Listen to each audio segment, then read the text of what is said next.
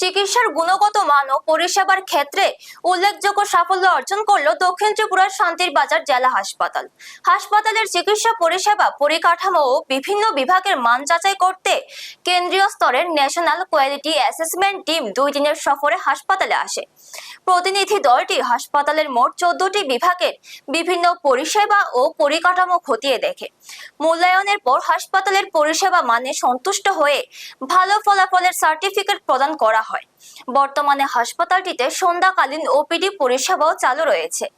রোগীদের উন্নত চিকিৎসা দেওয়ার পাশাপাশি অন্যত্র রেফারের সংখ্যা কমিয়ে আনার লক্ষ্যেও চিকিৎসক ও স্বাস্থ্যকর্মীরা নিরলসভাবে কাজ করে চলেছেন। ন্যাশনাল কোয়ালিটি অ্যাসেসমেন্ট এই সাফল্যের খবর ছড়িয়ে পড়তেই দক্ষিণ জেলার মানুষের মধ্যে আনন্দের পরিবেশ তৈরি হয়েছে। হাসপাতালের এই সাফল্যের কথা সংবাদ মাধ্যমের সামনে তুলে ধরেন জেলা হাসপাতালের medical super. Bureau report, news Tatkal 24।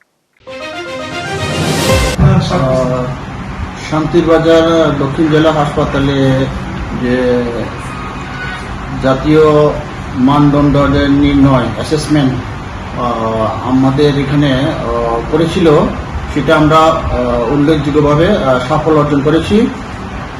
হাসপাতালে এনকোয়াসের আওতাধীন যে 14টা ডিপার্টমেন্ট তারা অ্যাসেসমেন্ট করেছিল, ও সবগুলো ডিপার্টমেন্টে আমরা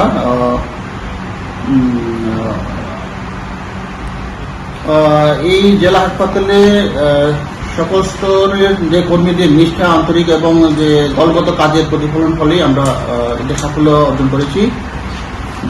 এনকোয়াসের মানদণ্ড পূরণে হাসপাতালের প্রতিটি বিভাগে আন্তরিকভাবে কাজ করেছে। ভবিষ্যতে রোগীদের আরও উন্নত এবং নিরাপদ, মানসম্মত এবং স্বাস্থ্য পরিষেবা প্রদানের জন্য হাসপাতাল কর্তৃপক্ষ প্রতিশ্রুতিবদ্ধ থাকবো।